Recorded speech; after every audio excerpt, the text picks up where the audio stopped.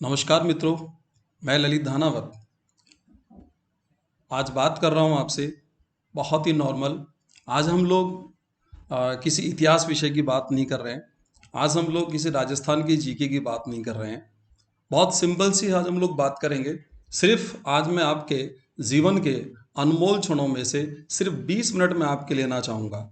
आज 20 मिनट की चर्चा हमारी विशेष आज टॉपिक पर रहेगी। लेके अभी काफ़ी स्टूडेंट्स के कुछ फ़ोन आए, उनकी बातचीत मुझसे जब चल रही थी लेके, तो ज़रा चर्चा में सर वो बता रहे थे लेकर के कि बोले सर कोई मोटिवेशनल कोई वीडियो आप अपना बनाइए। क्योंकि मुझे जो लग रहा था जनरली वो इस कोविड-19 की जो त्रासदी है इसको लेकर के या अपनी फ्यूचर को लेकर के बहुत ज़्यादा बहुत टेंशन में बहुत फ्रस्ट्रेट वो नज़र आ रहे थे। मित्रों, आज का जो मेरा वीडियो है वो वीडियो किसी स्टूडेंट्स की लाइफ के लिए ही नहीं है। ये वीडियो ऐसे लोग भी सुने, ऐसे लोग भी देखें जो लोग ऑलरेडी हो सकता है गवर्नमेंट सर्वेंट हो सकता है अच्छी बिजनेसमैन हो सकता है अपनी या उनके लाइफ में किसी प्रकार का कोई बड़ा व्यवसाय उनको और चल रहा हो, या ऐसा भी है कि वो कुछ ना कर पा रहे हों। क्या स्थिति है? कई बार क्या होता है कि ज़िंदगी के अंदर देखते हैं कि हमारा सोचने का जो तरीका होता है या हमारी जो लाइफ स्टाइल होती है वो बहुत ही बेहद ही गलत होती है, जिससे क्या होता है सब कुछ होने के बावजूद हम लोग परेशानी की स्थिति में आ जाते हैं। आज मैं आप लोगों के सिर्फ 20 मिनट, ओनली 20 मिनट्स जो मैं आपके आज ये मानिए आज आप उन 20 मिनट्स को आप मेरे नाम करें, ठीक है, आप मेरे लिए उसको दें, लेकिन मेरी बात को शुरू से लेकर एंड की वीडियो तक सुने। निश्चित रूप से मैं दावे के साथ कहता हूं कि आप लोगों ने इस प्रकार के विचार कभी अपनी लाइफ में सोचा ही नहीं होगा कि लाइफ को इस दृष्टि से भी देखा जा सकता है।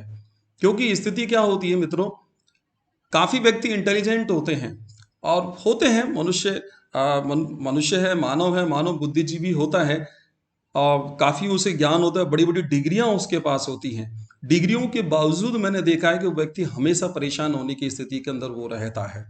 क्योंकि किताबें जो होती हैं वो मनुष्य को रोजी रोटी की व्यवस्था या उसका जुगाड़ तो कर सकती हैं, लेकिन आप ये ध्यान रखिए कि जिंदगी में चला कैसे जाता है, जिंदगी के अंदर खुशी कैसे प्राप्त की जाती है, जिंदगी के अंदर प्रेम प्यार की जो वर्षा है वो कैसे हो पाती है, उसकी जानकारी अच्छे अच्छे बड़े बड़े पदाधिकारियों को नहीं हो पाती है। हमने देखा है जिंदगी के अंदर, मेरा अनुभव भी रहा है, या आपने भी कभी देखा होगा कि एक इंसान के पास सब कुछ है, सरकारी नौकरी है, अच्छा मकान है, अच्छा पैसा है, उसके बावजूद वो बहुत बेहद ही परेशान है। उसका जीवन बड़ा ही तनावग्रस्त गुजर रहा है लेकर के।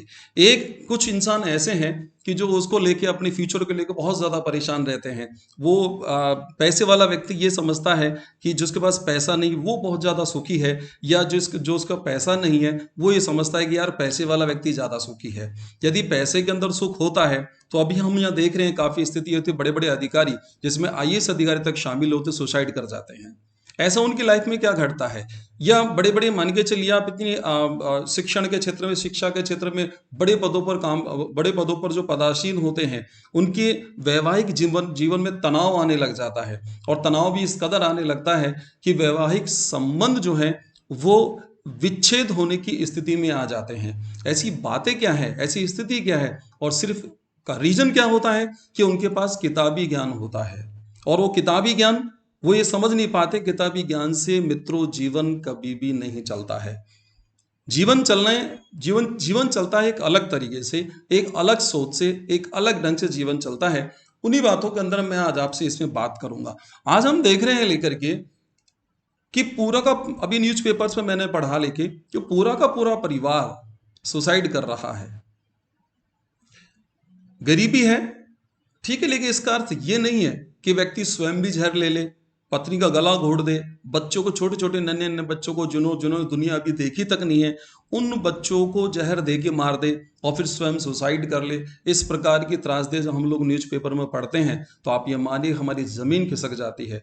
बड़ा विचित्र मेरा होने लगता है लेकर के कि जीवन में हो क्या रहा है, ऐसा ऐसा चल क्या रहा है, क्या स्थितियां हैं, इंसान इतना कमजोर क्यों हो रहा है कि छोटी छोटी परेशानियों का सामना वो नहीं कर पा रहा है, इस प्रकार की स्थितियां क्यों हो रही है। मित्रों, हम लाइफ में जनरली हम देखते हैं कि आप देखा होगा कि एक अमीर आदमी और एक गरीब आदमी, कुछ एक आदमी ऐसा है जो अमीर है, जो पैसे वाला है, जिसके अंडर में हजारों आदमी काम कर रहे हैं। एक व्यक्ति ऐसा है कि जिसके अंदर देखा जाता है लेकर के बहुत एक गरीब स्थिति के अंदर आ रहा है। ये डिफरेंस क्या है? बस इसी चीज को आज हमको इस 20 मिनट के अंदर समझना है और अपनी सोच को निश्चित मैं दावे के साथ कहता हूं कि आपकी सोच शायद बदलेगी, निश्चित रूप से बदलेगी। आप मेरी बात को सुनेंगे तो ये जो डिफरेंस है, ये डिफरेंस वो आ रहा है, वो किस तरीके से आ रहा है? यदि एक बार हम पूरे के पूरे देश में हम देखें, अर्थव्यवस्था पर नजर डालें और हम ये देखें कि उद्योगपतियों की लिस्ट निकालने लगे, तो आपको ये दिखेगा इस बात को लेकर के कि ज्यादा पढ़े लिखे लोग नहीं है, लेकिन मैंने ये देखा है कि उनके उनके अंडर में एक एमबीए किया हुआ व्यक्ति, उसे 2-2 लाख रुपए महीने की तनख्वाह वो देता है। अब एमबीए के व्यक्ति जो 2 लाख रुपए महीने की नौकरी कर रहा है या 1 लाख रुपए महीने की नौकरी वो कर रहा है, तो वो ये सोच नहीं पाता है। क्या इस प्रकार की हम देखते हैं कि यार वो ज्यादा पढ़ा लिखा नहीं है, लेकिन वो क्या भाग्यशाली है? या वो कैसा व्यक्ति है यार कि वो हजारों व्यक्तियों को नौकरी दे रहा है? क्या कर रहा है? आप देखिए, स्थिति एक पढ़े लिखे व्यक्ति की बड़ी दिक्कत होती है, वो सोचता बहुत ज्यादा है। एक एग्जाम्पल मैं आपको देता हूं, आपने देखा होगा सड़क जब कोई क्रॉस करने की बात आती है, एक सड़क के ऊपर एक ग्रामीण व्यक्ति, एक गांव का व्यक्ति वो खड़ा हुआ है, वो कभी भी एकदम एक ना इधर देखता ना उधर देखता, सीधा निकल रहा होता है और निकल के देख के तो फटाफट फटाफट फटाफट निकल जाता है, अपनी धोती को पकड़ करके स्थिति होती है। यानी कि वो जीवन के 30 सेकंड 35 सेकंड खराब नहीं करता। लेकिन अब आप देखिए, पढ़ा लिखा व्यक्ति जब सड़क क्रॉस करता है तो वो कैसे करता है? पहले वो सड़क किनारे खड़ा होगा, लेफ्ट देखेगा, लेफ्ट देखे वो सेंटर में खड़ा होगा, फिर वो राइट की ओर देखेगा, फिर उसको क्रॉस करेगा। यानी सड़क देखने के अंदर वो जीवन के 30 सेकंड खराब कर देता है। मैं ये नहीं कह रहा कि वो किसी गाड़ी के नीचे आ जाए, उसे नहीं देखना चाहिए, लेकिन अब बात देखी जाती है लेकर के कि जब वो सड़क क्रॉस कर रहा होता है तो उसके दिमाग पर स्वयं को बचाने के तनाव के साथ साथ दूसरे व्यक्ति की गाड़ी की स्पीड का तनाव भी उसके दिमाग पर होता है। लेकिन जब एक ग्रामीण व्यक्ति जब देखता है कि जो सड़क पार कर रहा होता है, तो उसके दिमाग पर तनाव जो होता है वो सिर्फ और सिर्फ अपने सड़क पार करने का होता है, नहीं कि दूसरे वाले का। वो गाड़ी की स्पीड अपना आप स्लो करेगा मुझे देख कर, वो निश्चित स्लो होती भी है, क्योंकि उस दस्तूर को जानता है। रोड पर हमने काफी बार देखा, लेके सामने स्पीड से गाड़ी लेकर के आ रहा है, तो यदि हम बचते हैं तो ज्यादा गाड़ी स्पीड बना देता है, लेकिन बचने की स्थिति में वो गाड़ी को रोक लेता है। बहुत छोटे छोटे क्षण ऐसे हमारे ऐसा लाइफ में देखने को पता लगता है। क्या है मित्रों? सिर्फ और सिर्फ सिर्फ सोचने का तरीका ही हमें जो अमीरी और गरीबी है इस प्रकार की स्थिति के अंदर आता है। देखो कुछ एग्जाम्पल मैं आपको देखा हूं। देखिए, गरीब आदमी जो होगा, मैं दावे से कहता हूं उसके घर में टीवी सबसे ज्यादा चलता है। एक गरीब आदमी एंटरटेनमेंट जो अपना होता है, जो मनोरंजन होता है, उसके अंदर सबसे ज्यादा समय खराब करता है। बच्चों की संख्या, अभी हम लोगों ने देखा कि मजदूरों को जो स्थिति, बच्चों की संख्या गरीबों की ज्यादा मिलती है। मैं माफी चाहूंगा इस बात को लेकर के, किसी को हर्ट करना मेरा उद्देश्य नहीं है, लेकिन एक पढ़े लिखे इंसान के, एक समझदार के, आज हम देखते हैं लेकर के 1 या 2 बच्चे होते हैं, लेकिन उन गरीबों के लिए बात करते हैं, किसी के 4, किसी के 5, किसी के 3, जबकि खुद वो गरीब है, लेकिन उसके बच्चों की संख्या उसके पास ज्यादा है। डिफरेंस ऐसे बहुत से एग्जाम्पल्स हमारे पास हैं कि जिसके अंदर देख सकते हैं कि गरीबी और अमीरी का डिफरेंस जो होता है वहां पर क्या होता है। हम जनरली यहाँ देखा जाता है मित्रों, हमारे जीवन में आप लोगों ने इतिहास को पढ़ा होगा, इतिहास में सुना होगा, भगवान श्री राम के टाइम में भी और आज भी हम लोग देखते हैं, हम मौर्य काल में आ जाएं या गुप्त काल में आ जाएं, ऐसा कोई राजा आपको नहीं मिला होगा कि जिसका कोई गुरु नहीं होता था। हम मगध के इतिहास को एक बार आप उठाएंगे तो आप ध्यान रखिए, मगध बना है वो चंद्रगुप्त मौर्य से नहीं बना, वो चाणक्य से बना है। हर राजा, चाहे राजा वो राक्षस कुल का राजा है, चाहे वो राजा वो एक मानिए कि धार्मिक कुल से राजा रहा हो, कोई भी राजा रहा हो, मुझे आप एक राजा ऐसा नहीं बता पाएंगे इतिहास के अंदर कि जिसका कोई गुरु नहीं था। उसका गुरु उसे ये बताया करता था कि जीवन में रास्ता कौन सा देखना है।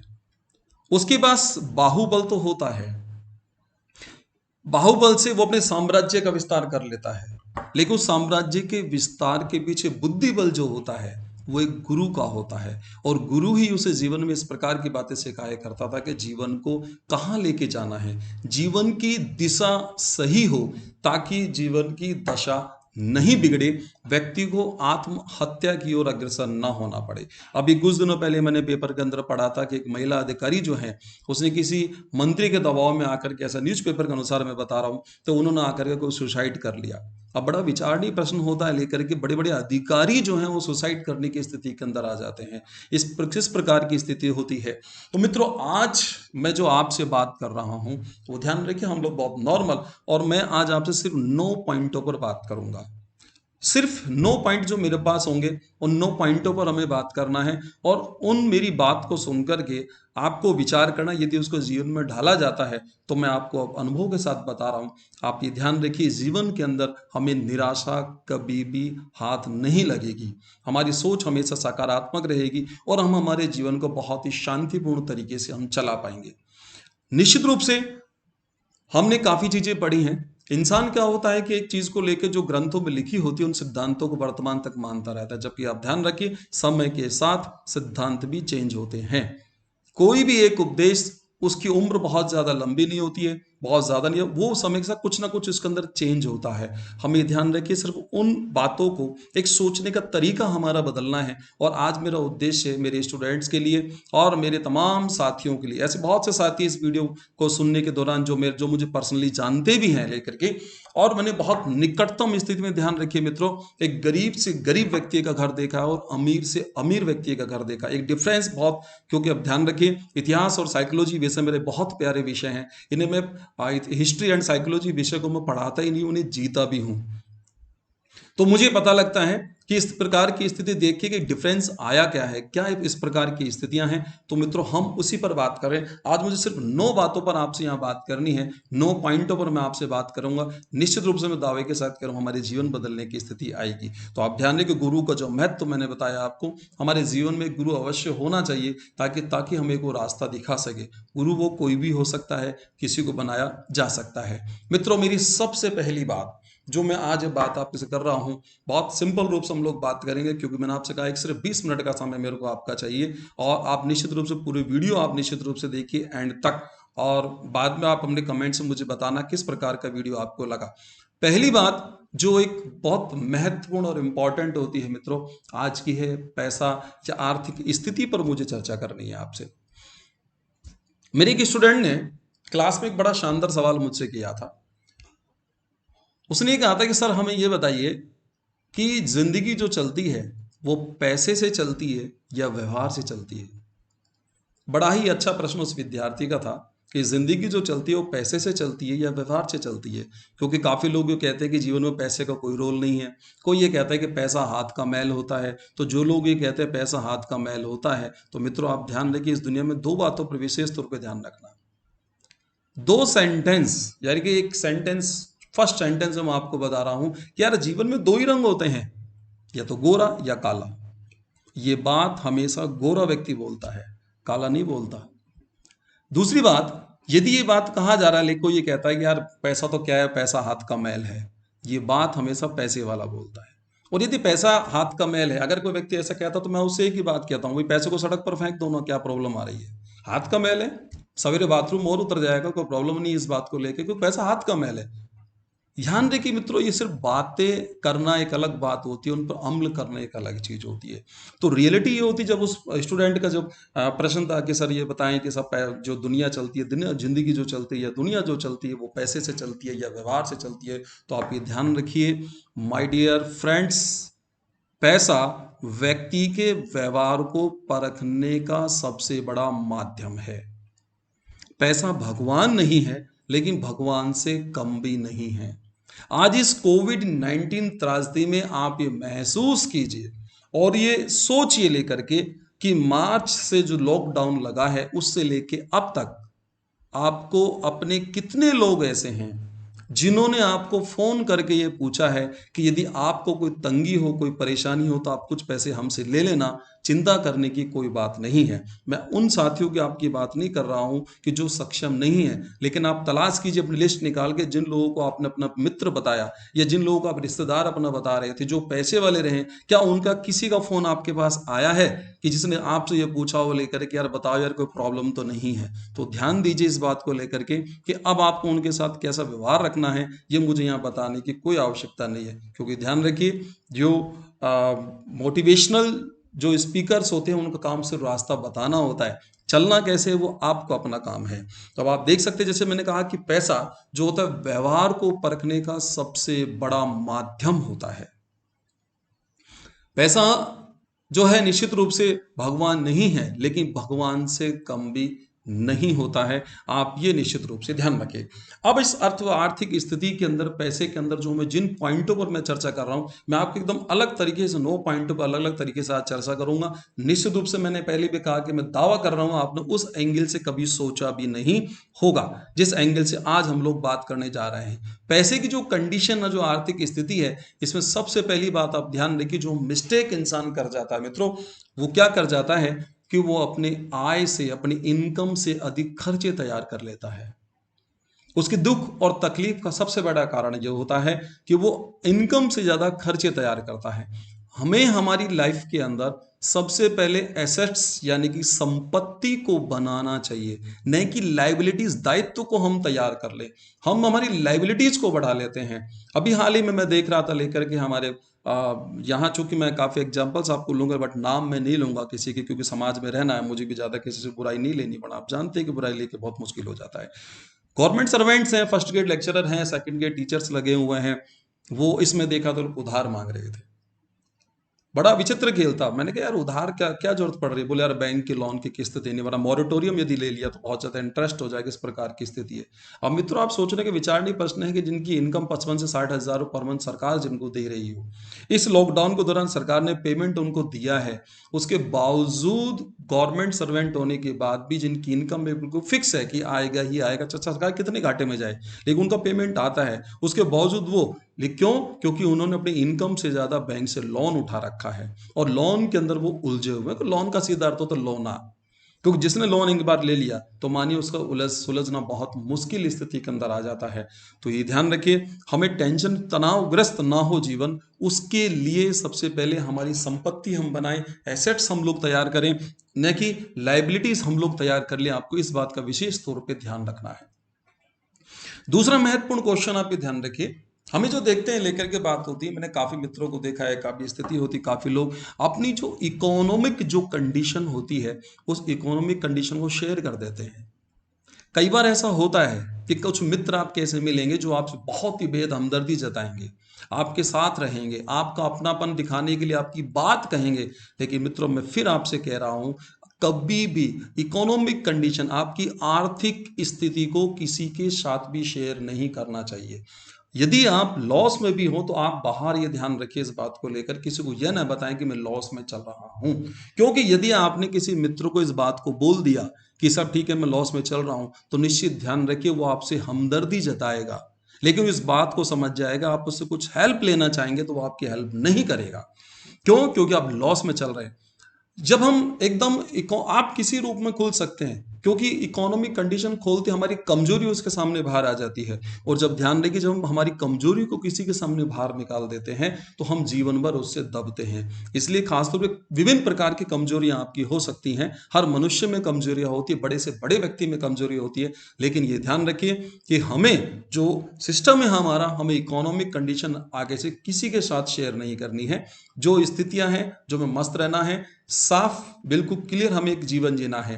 अगली स्थिति ध्यान रखिए आप लेकर के, हमें लेन देन में, जीवन में निश्चित रूप से लेन देन की जरूरत पड़ती है। कोशिश ये हो कि रिलेटिव्स, फ्रेंड्स सर्किल के अंदर आप किसी से कर्ज न लें, क्योंकि जब आप किसी दोस्त से या रिश्तेदार से कर्ज लेते हैं तो कर्ज लेने से क्या होता है कि निश्चित रूप से आप उसकी नजरों में गिर जाते हैं। यदि अब सवाल यहां पर आएगा कि आप ये कह सकते हो सर अब फिर आप ये बताइए यार कि ललित दानावत जी, फिर हम कर्ज किससे लें? दोस्तों से तो लेना पड़ता है, काफी दोस्त ऐसे मिलते हैं, दोस्तों में लेना पड़ता है। तो आप ये ध्यान रखिए, यदि इत्तेफाक, पहली बात तो आप ले नहीं, यदि आपको जरूरत पड़ जाती तो कोशिश करें आप किसी बैंक से आप लोन ले सकते हैं। मैंने पहले कहा कि लोन से बचें, कर्ज से बचें, लेकिन फिर भी यदि आवश्यकता पड़ती है तो बैंक से ले सकते हैं, क्योंकि बैंक की कोई किस्त बाउंस हो जाती है आपकी, या बैंक को कर्ज आप देने में 2 महीने लेट हो जाते हैं, तो आप ध्यान दें कि फिर भी बैंक के कर्मचारी आपसे सर कहेंगे, वो आपकी एक रेपुटेशन है। लेकिन जब हम दोस्तों में कर्ज ले लेते हैं या रिश्तेदार से कर्ज ले लेते हैं तो आंखें मिलाना जो हमारे लिए बहुत दुर्भर हो जाता है। चाहे उसके मन में वो बात है नहीं, लेकिन हमारा मन अंदर से हम गिल्टी फील करते हैं कि यार इसको हमने पेमेंट टाइम पे नहीं दिया, क्योंकि जीवन है, हो सकता है कि आप किसी को टाइम पर ना दे पाए। तो निश्चित रूप से ध्यान रखिए यदि उसके कोई एंटी, क्योंकि दोस्त है, कभी ना कभी एंटी मामला हुआ होगा, कोई रिलेटिव होता है, रिश्तेदार होता है, उससे जीवन में कहीं ना कहीं एंटीपन हमारा हो ही जाता है, तो निश्चित रूप से उस बात को निकालेगा। आप मेरी इस बात को ध्यान रखिए। इसलिए कभी भी ध्यान रखिए कर्ज लेने की स्थिति में इनसे बचा जाए। मित्रों, अगला जो पॉइंट जिसमें बात कर रहा हूं, ध्यान रखिए, दिखावे का जीवन हम ना जिए। मैं देखता हूं काफी लोग बहुत दिखावे के अंदर जिंदगी जीते हैं। किसी का मैरिज में जाना है, किसी की शादी में जाना है, तो आप ये देखिए 2 घंटे के लिए तो तैयारी हो जाते हैं। हम सब एक दूसरे की स्थिति से जानते हैं, सब वाकिफ होते हैं आर्थिक स्थिति से। काफी लोग होते हैं लड़की की जैसे शादी करते हैं या वो कोई फंक्शन को उन्होंने किया तो निश्चित एक कर्ज में, लगभग सभी कर्ज में करते हैं, सबको दिख रहा होता है, एक बड़ा जीवन होता है लेकर के, बड़ा विचित्र स्थितियां होती हैं। तो आप ये देखिए हम सिर्फ दिखावे का जीवन ऐसा जीते हैं लेकर के, उसका आगे भुगतान करना हमारे लिए बड़ा भारी हो जाता है, बड़ी विचित्र स्थिति हो जाती है। तो जितना हो सके हमें हमारी वास्तविकता के साथ हमें जीना चाहिए। ये ध्यान रखिए, धरातल पर जो व्यक्ति जीता है, पहले ऐसा हुआ करता था कि लोगों को मोटा खाना होता था, मोटा पहनना होता था, सादा जीवन उच्च विचार का एक कहावत आप लोगों ने सुना होगा, सादा जीवन उच्च विचार की स्थिति रहा करती थी, बहुत नॉर्मल मस्त रहते थे, उनकी आयु भी ज्यादा रहती थी, क्रोध उन्हें नहीं जल्दी से आता था, मस्त लाइफ वो जीते थे। आज हम देखते हैं लेकर के कि आदमी बड़ा टेंशन में होता है। आपने देखा होगा सड़क पर हम कई बार देखते हैं कि इधर से बाइक आई, इधर से जरा सी बाइक क्या भिड़ जाती है, एकदम मारपीट पे उतारू हो जाता है, बिल्कुल हाँ हाँ, बड़ी बड़ी दिक्कत, गाली गलौच और पता नहीं कहाँ कहाँ पहुंच जाते हैं, और गाली निकालते हुए खानदान तक पहुंच जाती है, माँ बहनों तक पहुंचने की स्थिति बन जाती है। क्यों ऐसा क्यों है? रियलिटी क्या होता है कि बैकडोर दूसरा होता है। आपने देखा होगा कई बार सरकारी स्कूल के अंदर कंडीशन हम देखते हैं कि मास्टर, कोई टीचर जो होता है बच्चे को थप्पड़ मार देता, बच्चा बेहोश हो जाता है, बच्चा मर जाता है। ऐसी स्थिति नहीं है, ऐसा थोड़ी कि उस टीचर का उद्देश्य उस बच्चों को जान से मारना था या उसको बेहोश करना था, लेकिन रियलिटी ये होती है उसका झगड़ा कहीं और होता है, वो घर से झगड़ के आ रहा होता है, और ज्यादातर झगड़े हमारे इकोनॉमिक कंडीशन के ही होते हैं, जहां धन पूरा होता है, हर किसी की इच्छाएं हमारी जबरदस्त हो जाती। गौतम बुद्ध ने भी कहा है दुख का जो कारण है वो तृष्णा है, वो इच्छा है। यदि हम अपनी इच्छाओं पर कमांड रखें, हम आप ये मानिए कि अपनी जो इच्छाएं हैं उन इच्छाओं को थोड़ा रोक, डिमांड्स को हम लोग कम कर दें, तो हमें कोई प्रॉब्लम नहीं। पड़ोस को देखकर जीवन कभी भी नहीं चला जा सकता, क्योंकि ध्यान रखिए मित्रों, शेर की अपनी चाल होती है, दूसरों की चाल देख करके जो दूसरों की चाल पे चाल चलते हैं वो भेड़ और बकरी होते हैं। शेर जैसे चलता है उसकी अपनी चाल होती है और वहीं वो रास्ता उसका बन रहा होता है। इसलिए ध्यान रखिए, दिखावे की लाइफ जीना बंद करें और वास्तविकता के साथ रहें, क्योंकि पब्लिक की याददाश्त, में आपको बहुत शानदार बात बता रहा हूं, ध्यान रखिए, मनुष्य की जो याददाश्त बहुत वीक होती है, वो ज्यादा दिन याद नहीं रखता, लेकिन हमारे दिमाग में रहता है लोग क्या कहेंगे, लोग सबसे बुरा है रोग, क्या कहेंगे लोग, लोगों के हिसाब से जिंदगी थोड़ी चलानी है हमें, और आप चलाएंगे तो किस किस हिसाब से चलाएंगे। तो ये आप ध्यान रखिए, हमारे जीवन की सबसे पहली बात होती है जो पैसे को लेकर के मैंने बात की है। निश्चित रूप से आपने काफी लोगों ने सोचा भी होगा, उसके बावजूद भी आप करते हैं, लेकिन जिस एंगल से मैं बात कर रहा हूं काफी इंसान नहीं सोच पाते और हमेशा तकलीफ देह की स्थिति में वो लोग आ जाते हैं। दूसरी बात जो बहुत महत्वपूर्ण बात होती है, खासतौर पर स्टूडेंट्स के लिए बात होती है, या चूंकि ये बात जो है और उसमें बोलते हैं लाइफ प्लान की स्थिति। ये ध्यान रखिए, अमीर आदमी गरीब आदमी का जो अंतर जो आता है वो आता है प्लान, सिर्फ योजना। भारत सरकार और तमाम राज्य सरकारें और विश्व के देश की किसी भी देश की सरकार, हर सरकार एक प्लान बनाती है और प्लान बना करके बात होती है। हमारे विद्यार्थी का भी होते देखता हूँ, ये ग्रामीण क्षेत्रों में देखते हैं लेकर के, कि विद्यार्थी जो होता है कमाता 1 रुपया नहीं है, 1 रुपये की उसकी अर्निंग नहीं है, वो डिपेंड होता है या तो पिता की पेंशन पर या पिता के द्वारा बनाए गए मकान के किराए पर। ये इस प्रकार की स्थिति उसके साथ बन जाती है। लेकिन सवाल ये होता है लेकर के, फिर भी वो मतलब अपने जो कंडीशन बनाता है वो प्लान तैयार नहीं कर पाता। और 2 मिस्टेक जो हमारे यहाँ पर होती है, उसे पहली सबसे बड़ी मिस्टेक जो होता है वो करता है, मैं आपको बता रहा हूँ वो कैसे करता है। लाइफ प्लान में ध्यान रखें, हमें 2 मुख्य रूप से प्लान बनाने होते हैं, और वो 2 प्लान होते हैं, नंबर 1 जॉब जिसे हम बोलते हैं आजीविका, और दूसरा होता है मैरिज, विवाह, जो हमें निश्चित रूप से दोनों बहुत ही इंपॉर्टेंट फैक्ट्स होते हैं, एक तथ्य होते हैं जिनके साथ हर व्यक्ति को हमें कभी न कभी गुजरना पड़ता है। तो ध्यान रखिए, हम सबसे पहले शादी से पहले, विवाह से पहले हर विद्यार्थी को अपना जॉब तैयार करना चाहिए। जॉब ऐसा जॉब हो जो सिक्योर जॉब हो, उसे निश्चित रूप से ऐसा लगे कि हॉल लाइफ मुझे इतने रुपए की पेमेंट तो मेरी आएगी ही आएगी। और अपने बैंक में पेंडिंग में पैसा बचा के रखे, क्योंकि जब भी कोई संकटकालीन स्थिति होती है उस समय हमारी जो सेविंग्स होती है, हमारी जो बचत होती है, वो ही हमारी अपना मित्र होती है, हमारा हमदम होती है, हमारे हमराह होती है, और वो बचत हम आगे बढ़ने में सहायता करती है। दूसरी स्थिति ये होती है मित्रों, आप हमारे हिंदुस्तान में एक समस्या है, जब हम विवाह की बात करते हैं तो हमारे गोत्र मिलाए जाते हैं, लंबाई, चौड़ाई, क्षेत्रफल, रंग, रूप, आकार, दुनिया भर के पता नहीं क्या क्या हम लोग मिला रहे होते हैं। लेकिन आप ये ध्यान रखिए, विवाह के लिए जो मिलाना तो जब दो लोगों के लिए, वो होता है सबसे इंपॉर्टेंट, वो होता है विचार। क्योंकि दो अलग अलग लोग जब तक उनके विचार नहीं मिलेंगे तब तक वो एक साथ नहीं रह पाएंगे। तो मैंने देखा, ध्यान रखिए, काफी काफी लोग प्रेम विवाह करते हैं, लव मैरिज करते हैं। लव मैरिज करने के बाद उनका डिवोर्स क्यों हो जाता है? भाई लव मैरिज की अपनी इच्छा से की है, डिवोर्स तक बात क्यों पहुंची? बहुत माइंडेड है, बड़े बड़े पदों पर है, तलाक तक की नौबत क्यों पहुंच रही है? क्या स्थितियां हैं? क्योंकि उनका विचार नहीं मिल पाता। यहाँ मैं एक घटनाक्रम आपको बताना चाहूंगा, लेकिन एक कथानक मुझे याद आता है। लेकिन कबीरदास जी का नाम आप लोगों ने सभी ने सुना है। कबीरदास जी जो थे वो एक गृहस्थ संत थे, यानी कि संत भी थे और गृहस्थ भी थे। कबीरदास जी के पास एक नौजवान, एक युवक जाता है, और युवक जाकर ये कहता है कि बाबा मैं विवाह करना चाहता हूँ, कृपया मेरा मार्गदर्शन करें, क्या मैं विवाह करूं या नहीं करूं। कबीरदास जी अपनी पत्नी को आदेश देते हैं लेकर के, और वो बोलते हैं लेके उन्हें पुकारते हैं कि आप एक लालटेन ले आइए। कबीरदास जी की पत्नी लालटेन ला के जला के लाती है और उन दोनों के बीच में रख देती है। वो लड़का, युवक सोचता है कि यार मैं पता नहीं किस पागल बाबा के पास आ गया, लेकिन इस दिन के उजाले में, जो ये दिन है, जो दिन का उजाला है, उसमें लालटेन की आवश्यकता क्या पड़ रही है? इधर क्या होता है, जब वो लालटेन लेकर के आती, कबीरदास जी पत्नी से बोल चुके होते हैं कि जाओ अतिथि आए उनके लिए जल ले आइए। तो उठा के लेके वो पत्नी उनकी जल ले, 2 गिलास जल ले आती है, और जो जल लाती है उसको पी रहे होते तो लड़का एक घूंट पीता है, कबीरदास जी पूरा गिलास पी जाते हैं, और सिर्फ एक घूंट वो पी करके उस जल को रख देता है। और उस युवक ये कहता है, युवक मन में बोलता है लेकर के, यार इसकी पत्नी इससे ज्यादा पागल है। क्यों? क्योंकि उस पानी में नमक घुला हुआ था। अब इसके बाद फिर उस लड़के ने दोबारा प्रश्न किया कि बाबा कृपा मेरा मार्गदर्शन करें कि मैं विवाह करूं या नहीं करूं। तो कबीरदास जी उस बच्चे को जवाब देते हैं, उससे ये कहते हैं लेकर के कि मूर्ख, तुम्हें मेरी बात समझ में नहीं आई, तुम्हारे प्रश्न का उत्तर अभी नहीं आया। तुमने देखा कि मैंने मेरी पत्नी को यह कहा कि लालटेन जलाकर ले आओ। मेरी पत्नी ने मुझसे यह नहीं पूछा कि तुम्हें इस दिन के उजाले में जली हुई लालटेन क्यों चाहिए।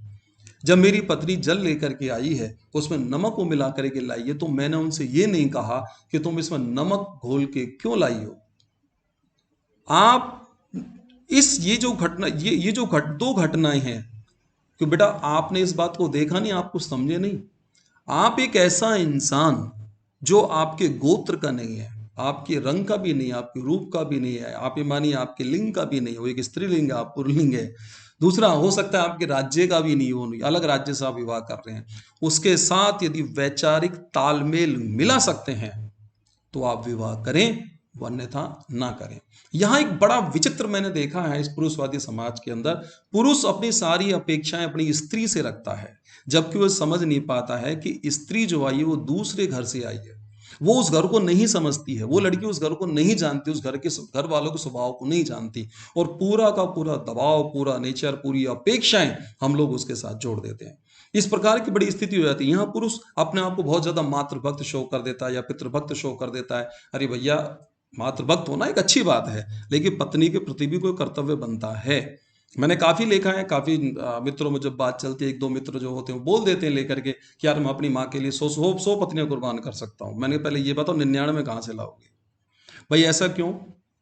ये ध्यान रखिए, पत्नी को रास्ता बताना, उसका साथ देना, चूंकि पुरुष का कर्तव्य हो जाता है। तो आप ये ध्यान रखिए। अब सवाल विवाह का यह आता है, तो विवाह हम ऐसे व्यक्ति से करें, दहेज के चक्कर में ना पड़े हम लोग। आज पढ़ा लिखा युवा भी हम देखते हैं कि लेके दहेज की बात करता है, उसकी सर्विस क्या लग जाती है, लाखों रुपए दहेज के अंदर उसके पिता मांगता रहता है, घुमा फिरा के बातों करके मांगता रहता है लेकर के, और वो सपोर्ट कर रहा होता है। जीवन में उसको रोना उसको पड़ता है लेकर के, क्योंकि ध्यान रखिए, जब हम दहेज की बात करते हैं तो वहां पैसा बीच में तालमेल नहीं बिठा पाता, बहुत कम स्थितियां होती है। लेकिन तो एक जीवन साथी ऐसा हो लाइफ के अंदर कि जो हमारे साथ कदम से कदम मिला के चल पाए। इस प्रकार की जो स्थिति विवाह के अंदर, हमें उस लड़की को चुनना चाहिए कि जो हमें बहुत ज़्यादा हमसे ऊंचे घराने की ना हो, तो एक ऐसा हमारे लेवल घराने का मिले जिससे हमारा एक विचार उससे मिलता हो, और हम दो लोग जो विपरीत अलग अलग क्षेत्रों के लोग हैं, वो उनको विचार मिला के उनके साथ चल सकें, तो आप ध्यान रखिए जीवन एक स्वर्ग की स्थिति के अंदर आ जाता है। तो लाइफ को सुव्यवस्थित चलाने के लिए ध्यान रखिए, दूसरी बात जो मेरी रही है वो लाइफ प्लान, एक योजना हमारी बने, वो ज़्यादा बेटर। मित्रों, तीसरी बात जो हमारी है वो है व्यक्ति की पहचान। आप ये ध्यान रखिए, इस समाज के अंदर हजारों व्यक्तियों से हमारा मिलना होता है, सैकड़ों व्यक्तियों से हमारा मिलना होता है, काफी लोग मिलते हैं, अलग अलग विचारधारा के लोग मिलते हैं। मैं कुछ इसमें पॉइंट्स आपको मैं बता के चलूंगा कि जो हमें किस प्रकार से उन व्यक्तियों को, किन व्यक्तियों को अपने साथ रखना है या किन व्यक्तियों के साथ हमको रहना है। आप ध्यान दें कि मैं उन पॉइंटों पे बात कर रहा हूं। मैंने फिर कहा कि हम उस एंगल से कभी नहीं सोच पाएंगे जिस एंगल से हम सोच रहे हैं। एंड तक आपको मेरे साथ रहना है, लेकर के 20-25 मिनट सिर्फ वीडियो मेरे को आपको लेने हैं आज आपके। तो आप ये ध्यान रखें कि हमें व्यक्ति की जो पहचान है, हजारों व्यक्तियों के अंदर से हम लोग कैसे पहचान करें। काफी देखा जाता है, हम भी देखते हैं लेकर के कि यार ये वो मेरा मित्र है, वो मेरा मित्र है, पता लगा कुछ दिन बाद वो मित्र नहीं है, वो उसी को गाली निकाली जा रही है, पता लगा नहीं यार वो मित्र नहीं है। इसका मतलब ये हुआ कि वो जब तक आपके काम आ रहा था तब तक तो आपका मित्र था, और जब उससे काम निकलना बंद हो गया तो उसकी मित्रता बंद होगी। तो आप ध्यान रखिए हमें कैसे पहचान बनानी है, आप इस बात को ध्यान रखिए। मित्रों, जिंदगी में ध्यान रखिए, कुछ लोग आपको ऐसा मिलेंगे जो पलक नहीं झपकाते हैं। आप ये ध्यान रखें, ऐसे लोग जो बात करते समय पलकों को झपकाए नहीं, जिनकी पलकें नहीं झपकती हैं, और जो यह बात करते समय आंखों को घुमाते हैं। ध्यान रखिए, जो इस प्रकार से आंखों को घुमाते हैं, जैसे मैं घुमा रहा हूं, आप वीडियो में देख रहे होंगे, ये बात करते उन व्यक्तियों से सतर्क हो जाएं। ये बहुत ही घातक प्रवृत्ति के व्यक्ति होते हैं। इनके ये लोग सामने वाले के व्यक्ति के मन की बात निकालते हैं। एग्जाम्पल मैं आपको देता हूं, सपोज कीजिए कि मुझे आपके भाई की बुराई आपसे सुननी है, तो आप ध्यान रखिए मैं सबसे पहले अपने भाई की बुराई आपसे करूंगा। आप मेरे साथ इमोशनली अटैच हो जाएंगे और फिर आप अपने भाई की बुराई मुझसे चालू कर देंगे। मैं साइलेंट हो जाऊंगा और आपकी सारी बातें मैं निकलवा लूंगा, क्योंकि आप ये समझेंगे कि यार ये व्यक्ति भी तो बुराई कर रहा है, तो इसका मतलब उस समझ नहीं पा रहे हैं। काफी कंडीशंस होती है, कई स्थिति होती है, हम अपनी लड़ाई को, हमारे झगड़ों को दूसरों से हम सॉल्व करा रहे होते हैं। देखिए, कोई हस्बैंड वाइफ बीच में कोई झगड़ा उनका आपस में हो गया, एग्जाम्पल हम लेके चल रहे हैं, उनका झगड़ा हो गया, अब वो मुझसे कह रहे हैं बताइए यार हम लोग बीच में हमारा सुलझड़ा करो। भाई मैं क्या जानता हूँ सोल्यूशन मैं कैसे निकाल सकता हूँ इस बात को, क्योंकि मुझे पता ही नहीं है कि उन दोनों का झगड़ा क्या है। लेकिन ये मनुष्य का स्वभाव है। मैंने देखा चाहे कितना ही विद्वान हो, कितना पढ़ा लिखा इंसान क्या ना हो, कि वो अपने झगड़ों को किसी दूसरों से सुलझवाते हैं, उसको सोल्यूशन दूसरे से निकलवाते हैं, और वो इतना सोच नहीं पाता यार कि झगड़े की वास्तविक कंडीशन और उसके जो मूल रूट है, उसकी जो जड़ है, वो तो आपको पता है, और व्यक्ति वो मान नहीं पाता, उस चीज को देख नहीं पाता। इसलिए थोड़ा सा क्या था कि बहुत जो ऐसे लोग होते हैं, बहुत घातक किस्म के अंदर लोग होते हैं, उन व्यक्ति से आप बचें जो व्यक्ति बात करते समय पलकों को न झपकाएं, और ये ध्यान रखिए जो आंखों को घुमाने वाले व्यक्ति होते हैं। अगली बात ध्यान रखिए आप हमेशा कि बोलने से अधिक बोलने का अवसर दें। बोलने से अधिक बोलने के अवसर से मीन्स ये है कि आप जब किसी से बात कर रहे होते हैं तो आप ध्यान रखिए आप चुप रहें और सामने वाले को ज्यादा बोलने दें, क्योंकि ध्यान रखिए जिसका मुंह खुला रहता है मित्रों उसका दिमाग हमेशा बंद रहता है, जिसका मुंह बंद रहता है उसका दिमाग खुला रहता है। क्योंकि जब आप ज्यादा बोलते रहते हैं तो आप अपनी वास्तविकता को उनके सामने निकाल जाते हैं। आपको निश्चित रूप से ये ध्यान रखना है कि आप सामने वाले व्यक्ति को बोलने दें, आप चुप रहें, आपको चुप रहना है, और या उसकी हाँ में हल्की फुल्की हाँ में हाँ मिलानी है, उसे बोलने का अवसर सबसे ज्यादा देना है। एक बात। दूसरा, कुछ लोग आपकी तारीफ करेंगे, तो आप ध्यान रखिए तारीफ करने वालों से थोड़ा आप अपना बचाव रखिए। कुछ व्यक्ति आपकी हमेशा तारीफ, आपके ऐसे कर्मों की भी तारीफ करेंगे जिसका जो आपके अंदर जो आप पर लागू ही नहीं होते, उनसे बचें, क्योंकि निश्चित रूप से वो आपके लिए घातक है। क्योंकि आप ज्यादा बोलते हैं, आप तारीफ सुनने के शौकीन हैं। जो व्यक्ति जैसी तारीफ होती है, मनुष्य का स्वभाव वो बहुत फूल जाता है, अंदर उसे ऐसा लगता है हीलियम से भर गई, बहुत कुलबुलाने लग जाता है वो। तो ये मानिए वो इंसान सबसे कमजोर व्यक्ति, उसकी इंटरनल जो पर्सनैलिटी है वो उसकी वीक है। तो आप ध्यान रखिए वो वीक पर्सनैलिटी का व्यक्ति कभी भी सक्सेस होने की स्थिति में नहीं आ पाता है। कभी कभी हमारी लाइफ में आपने देखा होगा मोबाइल पर कभी कभी कॉल आते हैं किसी किसी व्यक्ति के, 2 महीने में, 2.5 महीने में, 6 महीने में, तो आप सतर्क हो जाइए, निश्चित उसको आपसे कोई ना कोई काम है, और ऐसे व्यक्ति से बचा जाए। जो व्यक्ति कभी कभी कॉल करता हो, जो मिस कॉल मारने के बाद ही बैलेंस चेक करता हो, इनसे बचा जाए। कि क्योंकि ये व्यक्ति इनको कोई काम नहीं होता है। मेरी लाइफ के अंदर ही वैसे बहुत से फ़ोन आते हैं, मैं समझ जाता हूँ लेकर के, लेकिन क्या कहें, बहुत कर दे तो ऋषि, क्योंकि अलग अलग नए नए नंबरों से करते हैं तो बहुत मुश्किल हो जाता है। अब उनको पहचानना तो जवाब देना पड़ता है लेकर के। एक बात, नेक्स्ट पॉइंट मेरा आता है मित्रों, ऐसे लोग जो दिल के अंदर भी दिमाग रखते हैं, उनसे दूर रहें, उनसे बचें। ईश्वर ने हमें ऊपर दिमाग दिया। काफ़ी लोग ऐसे होते हैं जो सिर्फ दिमाग का इस्तेमाल करते हैं। उनकी लाइफ के अंदर आप ये ध्यान रखिए, रिश्तों की कोई अहमियत नहीं होती, ना माँ के रिश्ते की, ना पत्नी के रिश्ते की, ना भाई के रिश्ते की, ना दोस्त के रिश्ते की। वो सिर्फ और सिर्फ अपने आप को देखते हैं। वो ये देखते हैं लेकर के कि यार मेरा भला कैसे हो सकता है, सिर्फ वो उसी पर ध्यान देते हैं। यानी कि वो व्यक्ति जो होगा, वो कुछ व्यक्ति ऐसे होते हैं जो दिल से काम लेते हैं, लेकिन वो व्यक्ति दिमाग से काम ले रहा है। और इस दुनिया में आप देखना, काफ़ी लोग आपको ऐसे कहते मिलेंगे लेकर के, और हो सकता है जो मेरी आप वीडियो आप मेरी देख रहे हैं, सुन रहे हैं, आप भी ऐसे हों कि यार मैं क्या करूं यार, पता नहीं यार, मैं तो सबका भला करता हूं यार, पता नहीं यार लोग मेरे साथ ऐसे गद्दारी क्यों कर जाते हैं। इस पर क्यों? क्योंकि वो व्यक्ति दिल से काम लेता है। और दिल से काम लेने की स्थिति, दिल और दिमाग के अंदर लगभग 1.5 फीट का अंतर होता है हमारे। आप ध्यान रखिए मित्रों, ईश्वर ने दिमाग सबसे ऊपर दिया है। एक फिलॉसफी समझिए आप, ये जो ब्रह्मांड है, जो ईश्वर, उसकी फिलॉसफी को समझिए। उसने दिमाग को सबसे ऊपर का दर्जा क्यों दिया? वो चाहता तो दिमाग को हमारे घुटने में एक स्किन का एक खाल का थैला बना देता, उसमें डाल देता, नीचे लगा देता उसको लेके। उसने ऊपर क्यों दिया? तो ईश्वर ने साफ कहा कि दिमाग से सोचो, क्योंकि दुनिया दिल से नहीं, दिमाग से चलती है। इमोशंस एकदम अलग होते हैं लेकर के। मैं ऐसा नहीं कह रहा हूं कि आप अपनी संवेदनाओं को खत्म कर दें, ऐसा बिल्कुल नहीं कह रहा हूं, लेकिन ध्यान रखिए, हमें सतर्क रहना है कि कोई ऐसा तो नहीं कोई हमारी इमोशनली ब्लैकमेल कर रहा हो। ये बात ध्यान रखिए, क्योंकि पढ़े लिखे जो लोग होंगे, वो बहुत ज्यादा जो पढ़े लिखे लोग होते हैं, रूसो ने ये कहा है कि पढ़ा लिखा इंसान इस समाज का सबसे धूर्त व्यक्ति होता है। तो वो जो व्यक्ति होता है, तो आप ये ध्यान रखिए, रूसो की जो बात है, वो पढ़ा लिखा इंसान सामने वाले का यूज करना जानता है। आपकी लाइफ में ऐसे बहुत से लोग आएंगे कि जिनको आपकी क्वालिटी का पता होगा, तो जिस प्रकार की आपकी क्वालिटी, वो आपको उसी तरह पर उसको काम करने के अंदर रखते हैं। तो ये ध्यान रखिए, आप इस्तेमाल जीवन भर इस्तेमाल होते रहते हैं, और जब उनका काम निकल जाता है तो वो आपको फिर फ्री कर देते हैं। लेकिन जब आप उनसे मिलेंगे तो बिल्कुल गले लग के मिलते हैं, लेकिन सच ये है कि वो मिल नहीं रहे होते हैं। इसलिए अपनी लाइफ में ध्यान रखिए, जीवन के अंदर आपको अपनी पर्सनैलिटी का इस्तेमाल नहीं होने देना है। आपको इस्तेमाल करने की चीज नहीं है, क्योंकि इस दुनिया में आपसे ज्यादा इंपॉर्टेंट कोई नहीं है। स्वयं से ज्यादा इंपॉर्टेंट कोई नहीं होता। जहां मैं हूं ही नहीं, जब मेरी इंपॉर्टेंस नहीं है, तो आप ध्यान रखिए दुनिया फिर सारी खत्म हो जाती है। इसलिए सबसे पहले मैं, मेरे बाद सब कुछ। यहां स्वार्थी हो जाना चाहिए। स्वार्थी से मतलब ऐसा नहीं है, स्वार्थी करता था स्वार्थी, यानी कि स्वयं का अर्थ जान लेना। यानी कि आप ध्यान रखिए, आप स्वयं के अर्थ को जाने, स्वयं के अस्तित्व को समझे, क्योंकि आप नहीं है तो ध्यान रखिए दुनिया में कुछ भी नहीं है। काफी लोगों को देखा है कि वो दूसरों के बारे में सोचते रहते हैं, यार यार जो कर दिया कोई बात नहीं यार, वो कर ले, भगवान देखेगा। ये सारी बातें हम भगवान पर छोड़ देते हैं। कई बार ऐसा होता है, यार ईश्वर देखेगा। ईश्वर क्यों देखेगा भाई? गलती तू कर, गलती तू बार बार करता रहता है और बार बार बोलता है भगवान देखेगा। भगवान क्यों देखेगा? और फिर आप गलती करने के बाद जाके बड़ी दिक्कत हो जाती है। हम बीच बाजार में सड़क पर खड़े हो जाते हैं लेकर के, एकदम अपन आपको हाथ फैला करके हम खड़े हुए हैं, और फिर कोई हमें लूट ले जाता है, तो फिर हम लोग रोते हैं, यार हमें लूट लिया। यार लूटेगा, क्योंकि आप सड़क पर लूटने के लिए खड़े हैं। जब आप लुटने के लिए खड़े हैं और सामने लूटेंगे तो क्या होगा भाई? बिल्कुल आप मान के चलिए यार, सड़क पर अमरूद का पेड़ लगा हुआ है और बिल्कुल कोई उसका आसपास उसके बाउंड्री नहीं है, उसका कोई रक्षक नहीं है, तो आप देखिए कोई भी व्यक्ति आता जाता उस अमरूद खाएगा, खाएगा तोड़ के, क्यों नहीं खाएगा भाई? उसका हक बन रहा है, क्योंकि ओपन है वो। तो ये ध्यान रखिए कि कुल मिलाकर आप जब लुटने के लिए करते हो, आपको व्यक्ति की पहचान ही नहीं है, तो एक गलत तरीका है। यानी कि आपने दुनिया में दिमाग का इस्तेमाल नहीं किया। तो आप ये ध्यान रखिए। और ये अनुभव जो मैंने कहा स्टार्टिंग में आपसे कहा, तो ध्यान कि गुरु जो होते थे वो यही रास्ता बताते हैं कि हमें किस प्रकार से जीवन में चलना है या नहीं चलना है।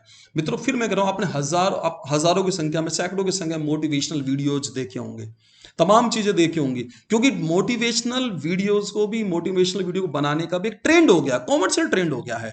जब मैं इस वीडियो को जब बनाने की बात में आ रहा था, तो बेटा मुझसे कह रहा था, पापा नहीं, थंबनेल पर बड़ा शानदार फोटो लगना चाहिए, स्टार्टिंग में माइक वाइक लेकर के और सूट वूट में एक फोटो खिंचा लीजिए, इस गर्मी में सूट में फोटो कैसे खिंचाएं, खिंचा लीजिए। और बाकायदा आप देखा होगा मोटिवेशनल वीडियोज में देखता हूं जहां पर 3-3 लाख सब्सक्राइबर्स उनके हो जाते हैं, तो वो भी एक तरीका बेच रहे हैं, वो सिर्फ बेच रहे हैं बात को लेकर के। आप देखिए कुल मिला के पूरे हॉल के हॉल भरे होते हैं, वहां तमाम चीजें होती है, लेकिन क्या है, क्योंकि वो जान गए हैं तमाम की दुनिया आपको पता होना चाहिए दुनिया चलती कैसे है, तो क्योंकि पता लग जाता है कि तमाम चीज़ें क्या है क्या नहीं है। इसलिए ध्यान रखिए, आगे से मैं आपसे ये अपेक्षा रखता हूँ कि आप मेरी इस बात को सुन करके आज के बाद अपना इस्तेमाल बिल्कुल नहीं होने देंगे। तीसरी बात रही मित्रों, अब मैं बात कर रहा हूँ चौथी बात पर। हम करें धार्मिक आस्था, सत्य और धर्म की बात कर रहे हैं। यहाँ एक बड़ा शानदार ये पॉइंट है कि धार्मिक आस्था की स्थिति को हम कैसे रखें, ईश्वर को हम कैसे माने, क्या करें क्या नहीं करें। मेरे यहाँ पर मानने ध्यान रखिए, मैं धर्म का विरोध नहीं कर रहा हूँ। धर्म, किसी धर्म को मानना हमें पॉजिटिव बनाता है, सकारात्मक बनाता है। लेकिन मित्रों ये ध्यान रखिए, हमें अंध धार्मिकता की ओर नहीं जाना चाहिए। जब व्यक्ति बड़ा अंध धार्मिक हो जाता है, अति धार्मिक हो जाता है, तो वो ध्यान रखिए कमजोर हो जाता है, अंदर से वो कमजोर हो जाता है। उसे थोड़ा सा कोई सताता है तो हालात ऐसे हो जाते हैं, वो सुसाइड तक कर लेता है, वो आत्महत्या कर लेता है, क्योंकि वो धार्मिक है, वो धर्म को मानने वाला है। और सामने वाला जो व्यक्ति वो चतुर है, वो चतुराई के साथ उससे बात कर रहा है और वो उसको दुखी कर रहा है। जब वो दुखी होता है तो सामने वाला व्यक्ति समझ जाता है यार ये इन इन चीजों से परेशान होता है, तो वो व्यक्ति उसको ज्यादा टॉर्चर करता है। अंत मैंने एक आध दो चार केस ऐसे देखे हैं कि जो व्यक्ति परेशान हो जाए, सुसाइड तक स्थिति उनकी बन जाती है तमाम, क्योंकि धार्मिकता हमें अंदर से कमजोर करती है। ईश्वर को मानना कोई बड़ी बात नहीं है, ईश्वर को मानिए। ये ध्यान रखिए कि हम तमाम, हमारे यहाँ पर जो होता है, हमें मंदिर जाएं, हमें कोई प्रॉब्लम किसी प्रकार का नहीं है, तो हमें अत्यधिक धार्मिक नहीं बनना चाहिए। दूसरी बात यह कि ईश्वर को न माने। आप ध्यान रखिए मैं क्या कह रहा हूं, ईश्वर को न माने, ईश्वर की माने। मैंने आपसे पहले कहा था हम उस एंगल पे सोचेंगे, हमने सोचा ही नहीं। लोग ईश्वर को मानने का दावा करते हैं, लेकिन क्या ईश्वर की एक बात भी मानते हैं? हम ईश्वर की बात बिल्कुल नहीं मानते। हम बात तो करेंगे, पता नहीं क्या क्या मनुष्य बात करता है, लेकिन आज तक क्या उसने ईश्वर की कभी किसी बात को माना है? तो वो नहीं मानता, ईश्वर की बात को कभी वो नहीं मानता है। उस प्रकार की स्थिति बन जाती है। गीता के उपदेश की बात करेगा, कभी किसकी बात करेगा, कभी किसकी बात करेगा, लेकिन उसने आज तक कुछ नहीं माना। वो बोलता है लेकर के। अब देखिए कई बार ऐसा होता है वो कि बड़ा विचित्र, तो ईश्वर का अपना अपना रोल होता है, अपना तरीका होता है कि हमें कैसे करना है कैसे नहीं करना है। क्योंकि एक घटनाक्रम मैं बताता हूँ आपको। भगवान श्री कृष्ण एक बार बैकुंठ धाम में बैठे हुए थे और बैठे खाना ना खाने की तैयारी पर थे। जब वो अपने बैठे थे, भोजन उनकी तैयारी हो रही कि अपने धर्मपत्नी सत्यभामा वगैरह तमाम जो रुक्मणी वगैरह जो थी वहाँ सब काफ़ी जो उनके बैठे थी उनकी रानियाँ, और वो बैठ करके जब खाना खाने की तैयारी कर रहे थे, चूंकि एक भक्त जो था वो चिल्लाने लगा। जब वो भक्त चिल्लाने लगा हे प्रभु बचाओ मुझे बचाओ, क्योंकि लोग उस पर पत्थर फेंक रहे थे, लोग उसे मार रहे थे। तो कहते हैं कि भगवान श्री कृष्ण भागने लगे। उनकी धर्मपत्नी ने रोका कि हे केशव कहाँ जा रहे हैं आप, पहले भोजन तो कर लें। बोला नहीं, मेरा भक्त मुझे पुकार रहा है। तो कहते हैं कि भगवान श्री कृष्ण नंगे पाँव बिना मतलब बिना खाना खाए वहां से बैठे, दौड़े, लेकिन दौड़ के वापस चले गए। जब थोड़ी बात गई लेके बोला आपने अपने भक्त को बचा लिया।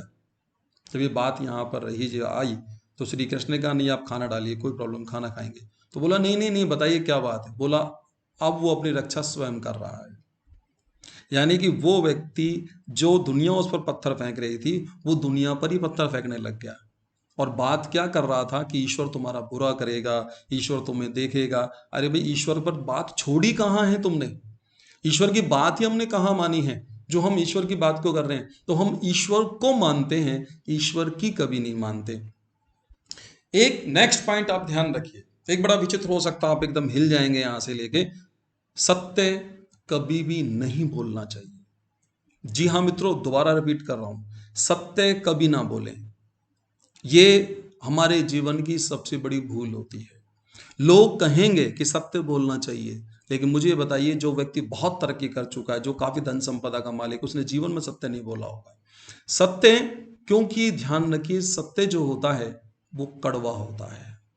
और जब आप सत्य बोलेंगे, जो कड़वा है, सत्य किस प्रकार का कड़वापन उसके अंदर होता है कि करेले को हम कितना चाशनी में डुबो लें, उसके बावजूद भी उसका कड़वास नहीं जाता है। सत्य इसी प्रकार का होता है। हालांकि गौतम बुद्ध, महावीर स्वामी जैसे महानायकों ने, महान संतों ने इस बात को कहा है कि सत्य बोलो लेकिन प्रिय बोलो। तो मुझे आप बोल के बताइए कि जो सत्य होता प्रिय कैसे लग सकता है? सत्य कभी भी प्रिय नहीं लगेगा इस प्रकार की स्थिति, क्योंकि सत्य बोलते ही सामने वाला व्यक्ति आपसे रूठ जाएगा, सामने वाला व्यक्ति आप बुरा मान जाएगा, आपको दिक्कत हो जाएगी, वो जैसा है उसको उसकी कमी के साथ रहने दो, आपको उसकी कमी बताने की कोई आवश्यकता नहीं है। ये बात ध्यान रखिए। मैंने फिर आपसे कहा था मैं अलग एंगल से सोच के बात करूंगा। ये सब उपदेश की बात एक अलग होती है, उपदेश करना, प्रैक्टिकल अलग। मैंने कहा ना आपसे कि बड़े बड़े पदाधिकारियों के डिवोर्सेज क्यों हो जाते हैं, क्योंकि उनको किताबी ज्ञान होता है, और किताबी ज्ञान व्यक्ति जीवन चला सकता है, जीवन के लिए रोजी रोटी कमा सकता है, लेकिन उनका बिहेवियर साइंस जो होता है बहुत वीक होता है। वो रटे रटाए कथानक, जो कथानक होते हैं उन पर चलते रहते हैं, जबकि ध्यान रखिए कथानक का अर्थ हर समय में चेंज होता रहता है लेकर के। नेक्स्ट पॉइंट है हमारा स्वयं से झूठ न बोलना। हम लोग अपने आप से काफी झूठ बोलते हैं, काफी लोग अपने आप से झूठ बोल रहे होते हैं। तो आप ये ध्यान रखिए, आपको स्वयं से कभी भी झूठ नहीं बोलना। जो सत्यता, अपनी सत्यता को स्वीकार कीजिए कि मेरे अंदर ये कमी है, उस कमी को आप स्वीकार करें और बकायदा आप अपने जीवन में आगे चलें। दूसरों को सुधारने की कोशिश कभी ना करें, स्वयं सुधरें, क्योंकि आप दूसरों को कभी नहीं सुधार सकते, उनका स्वभाव आप कभी नहीं बदल सकते। यदि आप उनको स्वभाव बदलने चलेंगे तो निश्चित आप तनाव में आ जाएंगे, आपका जीवन तनावग्रस्त हो जाएगा, बहुत मुश्किल आपके साथ हो जाएगी, परेशानी, क्योंकि उसको तो अपने स्वभाव के साथ जीना है। और ये ध्यान रखिए नेचर कभी भी बदलता नहीं है किसी का, इसलिए वो नेचर बदले या न बदले, क्योंकि जब आप अपना नेचर नहीं बदल सकते तो वो अपना नेचर क्यों बदलेगा भाई। इसलिए दूसरों को न सुधारें, स्वयं से झूठ कभी भी न बोले। इन चौथी बातों पर आपको विशेष तौर पे ध्यान मित्रों यहाँ रखना है। जिंदगी में ध्यान रखिए, एक बात आपको ध्यान रखिए, चूंकि हम धार्मिक आस्था मन में रखें, हमें किसी का दिल कभी नहीं दुखाना है। कोई ऐसा असहाय व्यक्ति मिल जाता है, जैसा भी, तो उसके प्रति दया का हम भाव रखें। यदि उसको किसी प्रकार की कोई सहायता, तो उसको सहायता हम जरूर दें। सहायता नहीं दे सकते तो ध्यान रखिए उसको दुत्कारना कभी नहीं चाहिए, उसका तिरस्कार कभी नहीं, उसका अपमान कभी नहीं करना चाहिए। दिल भी हमें कभी किसी का नहीं दुखाना चाहिए, ताकि हम फिर उसके बाद हमें किसी भी मंदिर के, मैं आपको दावे से कह रहा हूं, घंटी बजाने की आवश्यकता नहीं है। क्योंकि ईश्वर को आप मित्र माने, ईश्वर से डरे नहीं। ईश्वर हमारा दोस्त है, ईश्वर हमारा परमपिता परमेश्वर है। वो परमपिता परमेश्वर जो होता है अपनी संतान से कभी भी नाराज नहीं होता है। आप ऐसा क्यों नहीं समझते? इसलिए गलती हमारी होती है, हम जैसा करते हैं उसका प्रतिफल हमें वापस मिलता है, वापस लौट करके आता है। आप इस बात को ध्यान रखिए। जिंदगी में एक बात आपको और अपना के चलनी है, ना कहने की आदत बहुत से लोगों को नहीं होती। हर व्यक्ति आकर के हमारा बहुत महत्वपूर्ण समय खराब कर जाता है, क्योंकि वो जानता है इसको ना कहने की आदत नहीं, ये मेरा काम कर देगा। तो आप ध्यान रखिए, जीवन में जिसको ना कहने की आदत नहीं होती है, वो जिंदगी में आगे बढ़ने में तकलीफें महसूस करता है। इसलिए ना कहने की आदत भी आप डालें। नेक्स्ट और पांचवी बात पर जो मैं आपसे करना चाहता हूं मित्रों, खुशी और गम की हम बात करेंगे कि खुशी और गम की जो स्थिति है इसमें हम ध्यान रखिए। एक कवि हुए हैं, बहुत महान कवि रहीम दास जी, उनका एक दोहा आप लोग यहाँ देख रहे हैं स्क्रीन पे। उनका दोहा है कि रहीमन निज मन की व्यथा, मन में राखो गोए, सुनी इटले हैं लोग सब, बाट न ले है कोई। रहीमदास जी इस दोहे के माध्यम से, क्योंकि ध्यान रखिए हमारे बड़े बड़े कवि रहीमदास, कबीरदास, सूरदास, इन्होंने बहुत जिंदगी की जो वास्तविकता है उसको कविता के माध्यम से हम आम व्यक्ति के लिए प्रस्तुत किया है, समाज के अंदर उसको रखा है। इस बात को कहा जाएगा लेकर के कबीर, एक दोहा, एक बड़े कवि का दोहा वहाँ और आता है लेकर के कि माटी कहे कुमार से तू क्या रोंदे मोए, और एक दिन ऐसा आएगा मैं रोंदूंगी। तो ये क्या है जीवन लेके, कि घमंड की कोई बात नहीं है। आज मिट्टी को एक कुमार जो रौंद रहा होता है लेकर के, लेकिन ध्यान दे कि मिट्टी इस बात को बोलते है आज तेरा समय तू मुझे रौंद रहा है, तेरे पैरों तले मैं हूं। ध्यान रखना कि एक दिन कुमार इस बात को कि तू मेरे नीचे होगा, मैं तेरे ऊपर होंगी, एक दिन मैं तुझे दबा दूंगी लेकर के, तेरा अस्तित्व खत्म हो जाएगा, क्योंकि समय हर किसी का आता है। तो मित्रों ध्यान रखिए, रहीम दास जी के जो ये दोहा आप स्क्रीन पर देख रहे हैं, लेकर आप लगभग आप सबका पढ़ा होता है जीवन के अंदर। मन की व्यथा जो होता है, मन की जो तकलीफ होती है, हमारे मन की जो बात है, वो हमें किसी को नहीं बतानी चाहिए। क्योंकि यदि हमने हमारे मन की बात को बताया तो आप ध्यान रखिए वो थोड़ी हमदर्दी जताएगा, लेकिन ध्यान रखो अन्य लोगों को भी बताएगा, और बता करके ध्यान रखिए हम सामने एक हंसी के पात्र बन जाएंगे। बड़ा विचित्र हो जाता है, हम जीवन में लेकर के ऐसे चले जाते हैं कि हम हर किसी के पास अपनी बात को रख देते हैं।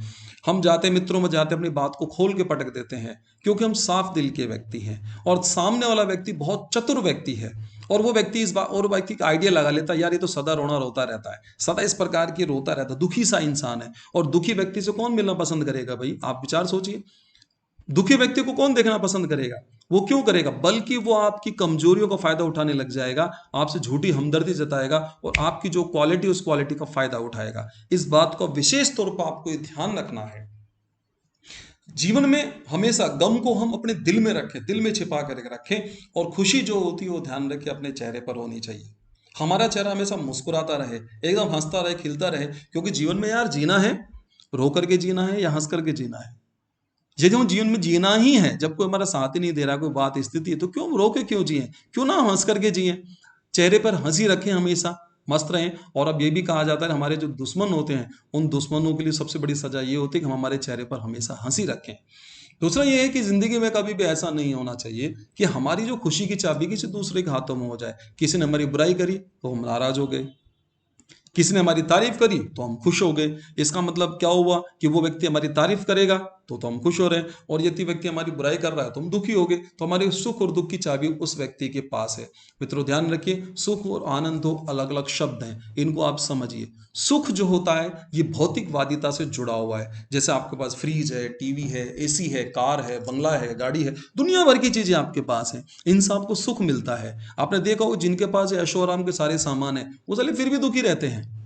रीजन, आनंद अंदर से आता है, आनंद दिल से निकलता है। आनंद की अनुभूति जो एक आंतरिक अनुभूति है, उसको आपको अंदर से आपको देखना है। आंतरिक अनुभूति आपको अपनी महसूस करनी है, वो अंदर की बात आपको ध्यान रखना आपके साथ रहेगी, तो आनंद हमारा हम कहीं भी महसूस कर सकते हैं।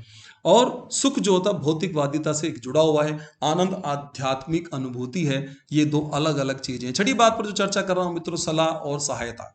ये ध्यान रखिए, आपके जीवन में कभी भी कोई असफल व्यक्ति होता है या कोई हारा हुआ व्यक्ति होता है तो हम उसकी सलाह को नकार देते हैं, लेकिन जिंदगी में आज के बाद आप ऐसा नहीं करेंगे। आप ये कसम खा लीजिए, क्योंकि असफल व्यक्ति की एडवाइस को तुरंत मानिए, क्योंकि उसके पास उस बात का अनुभव है कि वो असफल क्यों रहा, उसने कौन कौन से जीवन में गलतियां की हैं। उन गलतियों को हम बिल्कुल ना करें।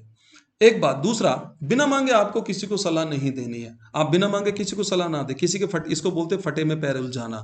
आप किसी के फटे में पैर ना उलझाएं। दूसरी बात ये ध्यान रखें, काफी लोग की जिंदगी में ऐसे होते हैं, अलग अलग लोगों से सलाह मांगते हैं, करते अपने मन की हैं, वो सिर्फ सलाह मांग रहे होते हैं। और सलाह भी इसलिए मांग रहे हैं, आपको खुश करने के लिए भी मांग रहे होते हैं। उन्होंने कोई काम यदि किया हुआ है तो पहले से प्लान्ड होता है, पहले से सेट होता है, उन्हें वही काम करना होता है। लेकिन खुश, ऐसा आप ध्यान रखिए, जो मैरिड लोग होते हैं, जो विवाहित लोग होते हैं, उनके जीवन में जरूर देखने को मिलता है ससुराल पक्ष का जो होता है वो उनसे एडवाइस मांग रहा होता है, लेकिन जबकि ससुराल वालों ने पहले ही तय कर रखा होता है कि हमें क्या करना होता है। लेकिन उन्हें पता है यार दामाद जी हैं, को नाराज नहीं हो जाए यार, एट ए टाइम दिक्कत हो जाए, कहीं लड़के की शादी और यहाँ पता नहीं ये एकदम क्या कहते हैं कि नाराज हो जाए और हमारी शादी में ऐसा कुछ असफल हो जाए, इसलिए उसको खुश करने के लिए ऐसा रखते हैं। और व्यक्ति जो होता है, दामाद जो होता है, अपने टाइट जीन्स पहन के जाकर के बकायदा और वो अपनी एडवाइस दे रहा होता, नहीं इस काम को ऐसा कर लीजिए, जबकि ध्यान दें कि उसमें मॉडिफिकेशन को हल्का फुल्का होता है, होता नहीं है, क्योंकि उन्होंने अपने बजट के हिसाब से काम पहले ही सेट किया हुआ है।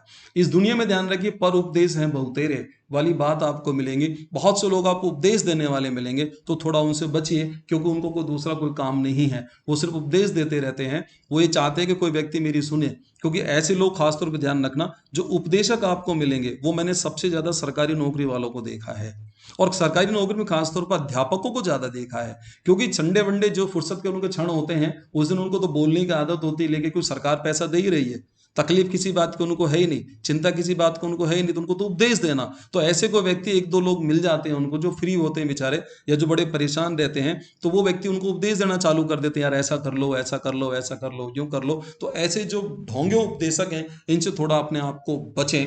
और ध्यान दीजिए, मैंने पहले कह चुका, दूसरों को कभी भी सुधारने की कोशिश ना करें। एक जिंदगी में आपको ये ध्यान रखना है मित्रों, ऐसा नहीं है कि सारे के सारे मित्र को, अब सारे लोग, पूरी दुनिया जो होती है वो गलत है।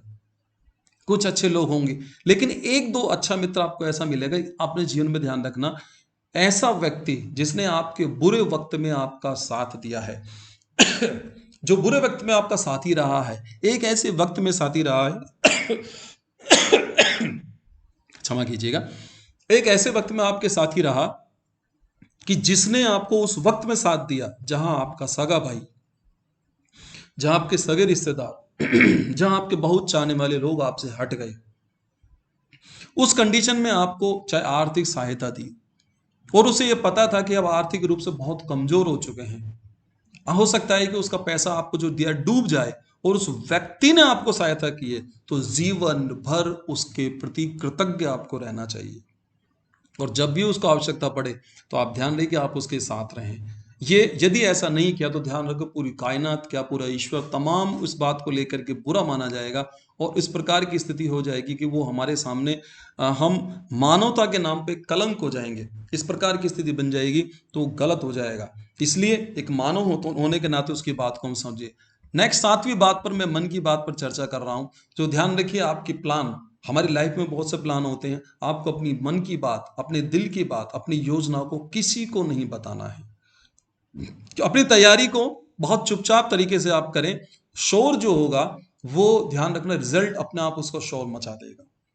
क्योंकि प्लान जो आप बना रहे हैं उस प्लान का पता किसी को चलना नहीं चाहिए। एकदम हमारे ध्यान रखिए अचानक ऐसे होना चाहिए जैसे भी हाल ही में नोटबंदी का जो हुआ था, सडन हमारे देश के प्रधानमंत्री जी श्रीमान नरेंद्र मोदी जी ने जो किया था लेकर के पता ही नहीं लग पाया। ऐसे आप ध्यान रखिए प्लान, ऐसे बहुत से काम उनके ऐसे होते हैं जो किसी को पता नहीं लग पाता देश की जनता को कि वो क्या करने वाले हैं। तो ये ध्यान रखिए सफल व्यक्ति की ये पहचान होती है। हमेशा पॉजिटिव रहें, कभी भी ध्यान रखिए नकारात्मक बात आपके दिमाग में नहीं आनी चाहिए क्योंकि समय हमेशा बदलता हुआ होता है। जो समय आज चल रहा है वो समय आगे नहीं होगा, समय हमेशा चेंज होता रहता है। जिंदगी में ध्यान रखिए कर्मवादी बनना चाहिए न कि भाग्यवादी। क्योंकि एक बात देखिए, मान के चलिए काफी लोग कहते हैं मेरे भाग्य में ऐसा लिखा है। मैं मानता हूं यार चलो भाग्य जो बनता है किससे बनता है? कर्म से बनता है। आप मान के चलिए कि आपका भाग्य यदि बुरा है, मैं आपके भाग्यवाद की बात कर रहा हूं, तो आपके बुरे कर्मों से आपका भाग्य बुरा हुआ है। अब यदि आप अपने कर्म अच्छे करते हैं तो आपका भाग्य क्या अच्छा नहीं होगा? इसलिए ध्यान रखिए जीवन में कर्मवाद को अपनाना चाहिए, भाग्यवाद को नहीं अपनाना चाहिए। 8वीं बात के अंदर मैं बात कर रहा हूं आपसे दोस्ती निर्माण, जो हमारे जीवन का एक अभिन्न अंग है कि हम हमारे जीवन में किस प्रकार के दोस्त बनाए। मित्रों, एक दोस्ती का प्रमाण, बड़ा जबरदस्त प्रमाण हमारे आता है जो विश्व स्तरीय का मानिए एक अखंड प्रमाण है। जब तक इस सृष्टि रहेगी, ब्रह्मांड रहेगा, तब तक वो प्रमाण रहेगा। उसे हम बोलते हैं कृष्ण और सुदामा की दोस्ती को लेकर बात होती है। लेकिन इस पक्ष को हम गलत तरीके से प्रस्तुतिकरण होता है कि दोस्त कोई छोटा बड़ा नहीं होता, तो ध्यान रखिए गलत है। दोस्ती हमेशा बराबरी वालों में होती है। आप ये ध्यान रखिए कि यदि आप बड़े लोगों के साथ आप रहते हैं, आपसे बड़े पदाधिकारी हैं, आपसे बहुत ज्यादा पैसे वाले हैं, तो आप ध्यान रखिए आप उनकी हमदर्दी के पात्र हैं। आप उनसे हमदर्दी पा रहे हैं, उनसे दोस्ती नहीं पा रहे हैं। उसके लिए बहुत से तरीके ऐसे होते हैं लेकर के कि वो जो आप उसको देख सकते हैं, या आपको हम बेवजह अपना सीना चौड़ा करके और एकदम कॉलर उठा के घूमते रहते हैं। और काफी लोग मतलब तारीफ करते थे, यार वो अधिकारी मेरा मित्र है, वो अधिकारी मेरा मित्र है, वो अधिकारी मेरा मित्र है। जबकि दोस्ती ध्यान रखना बहुत एक लॉबी चलती है। ये जो आपकी लॉबी होगी उसी लॉबी में आप लोग बड़े सेट रहेंगे। क्योंकि एक पंक्ति मैं आपको बताना चाह रहा हूं, भगवान श्री कृष्ण जो थे, मैं इन्हें समाज सुधारक के रूप में देखता हूं, एक उपदेशक के रूप में देखता हूं, जिन्होंने जीवन, एक गुरु के रूप में देखता हूं जिन्होंने जीवन का ढंग हमें सिखाया है। भगवान श्री कृष्ण के पास जब सुदामा जी जब जाते हैं, उनके मित्र, पूर्व मित्र जब उनके पास जाते हैं, तो वो उन्हें कितना धन देते हैं? क्या 1000 स्वर्ण मुद्राएं देते हैं या 1 लाख स्वर्ण मुद्राएं देते हैं? नहीं मित्रों, वो उनको पूरे नगर को एक सोने का नगर कर देते हैं। मित्र सहायता करता है तो 1 लाख 2 लाख स्वर्ण मुद्राएं दे सकते थे भाई, पूरा का पूरा नगर सोने का कर दिया। इतनी बड़ी सहायता। निश्चित रूप से उन्होंने दोस्ती का एक बड़ा उदाहरण दिया, लेकिन इसके पीछे एक उपदेश है। और वो ये उपदेश है क्योंकि जिस प्रकार से मैं सक्षम हूं ऐसा मेरा मित्र सक्षम हो। इससे सिद्ध ये होता है मित्रों की दोस्ती बराबरी वालों में होती है। भगवान श्री कृष्ण ने सुदामा को अपने बराबर का बनाया। मैंने पहले स्टार्टिंग वीडियो में कहा था मैं उस एंगल से सोचूंगा, हमारा सोचने का ढंग हमें बदलना, आगे बढ़ना है तो वो एक अलग स्थिति दोस्ती। क्योंकि आप अपने से ज्यादा बड़े लोगों में उठना बैठना स्टार्ट रखेंगे तो जीवन में तनाव आने लगेगा। क्योंकि कई स्टेज ऐसी होंगी वहां आपको जो वेटेज होगा उनके बीच कम मिलने लगेगा, और वेटेज जब कम मिलेगा तो आप तनावग्रस्त होने लगेंगे, आप बड़ी विचित्र स्थिति में होने लगेंगे। इसलिए थोड़ा सा रुके। दूसरी स्थिति ध्यान रखिए, मैंने देखा है जो विवाहित खासतौर पर लोग होते हैं, मैरिड, और काफी घर में कलह का कारण बना रहता है। संतान जो होती है उनसे काफी अनबन होती रहती है। तो ध्यान रखिए मित्रों, संतान को भी दोस्त मान के चलना चाहिए। दोस्त का मतलब ये नहीं कि हम बिल्कुल अपना अधिकार उन पर से, पिता वाला अधिकार खत्म कर दें, लेकिन ऐसा नहीं कि हम पिता वाला अनुशासन बहुत जबरदस्त उस बच्चे पर डाल दें। संतान को भी दोस्त मान के आप चलें, क्योंकि जब दोस्त मानेंगे संतान अपने मन की बात आप पिता से कहेगी। और ये ध्यान रखिए कई बार संतान बहुत दुखी होती, बहुत परेशान हो जाती है, पिता अपने मन की बात को मतलब समझ नहीं पाता है लेकर के वो बड़ा उस पर थोप देता है। ऐसी स्थिति हमारे साथ नहीं आनी चाहिए। बच्चों को फिर ये लग जाता है मैं अपनी बात कहूँ तो कहूँ किससे कहूँ। तो कई बार तो कुछ बच्चे जो हैं गलत रास्ता पकड़ लेते हैं, क्योंकि जो समाज में जो बाहर की ओर जाता है तो ऐसे दोस्तों के संपर्क में वो आता है कि जो दोस्त उसके गलत जो उसके कार्य होते हैं उनको उसको रास्ता दिखलाते हैं, उसके साथ हमदर्दी दिखाते हैं और उसे लगता है ये मेरा हमदर्द है और वो गलत रास्ते को अपना लेता है और बड़ी विचित्र स्थिति यहाँ पर हो जाती है। तो मित्रों ध्यान रखिए, यहाँ एक फैमिली से और एक पर्सनल तौर पे दोस्ती की बात मैंने यहाँ पर रखी है आपसे। अंतिम और मेरी नवी बात जो यहाँ पर है, मैं इसमें ध्यान रखना हूँ, जो सबसे महत्वपूर्ण इस पूरे के पूरे टॉपिक की बात है वो है सेल्फ, जो हमारी पर्सनैलिटी है उसको हम कैसे किस प्रकार से उसका निर्माण करें, कैसे उस पर्सनैलिटी को हम बनाएं। तो आप ध्यान रखिए, हमें अपेक्षा का त्याग करना चाहिए। त्याग का त्याग नहीं करना चाहिए, अपेक्षा का त्याग करना चाहिए, क्योंकि सामने वाला व्यक्ति आपकी अपेक्षाओं पर खरा नहीं उतरेगा। यदि हम सामने वाले व्यक्ति से अपेक्षा लगाते हैं तो हम बड़ी दिक्कत में आ जाते हैं। इसलिए आपको अपने लिए मेहनत करनी है। मेहनत आप कैसे भी करें, आप सरकारी नौकरी आप प्राप्त करें, सरकारी नौकरी प्राप्त करने के लिए मेहनत करें। ये देखा होगा आपने, माय डियर स्टूडेंट्स, फ्रेंड्स में मैं सब में बात कर रहा हूँ, क्योंकि आज का वीडियो मेरा सभी के लिए, विद्यार्थियों के लिए नहीं है, सभी के लिए, चाहे वो सरकारी कर्मचारी है चाहे वो गैर सरकारी कर्मचारी है, सबके लिए मेरा वीडियो आज का ये। तो ये ध्यान रखिए आप कि वो व्यक्ति जो काफ़ी देखा होगा, उसमें स्टूडेंट्स में आपने देखते हैं आपस में बच्चे कि एक दोस्त उनका गवर्नमेंट जॉब में लग जाता है, एक नहीं लग पाता।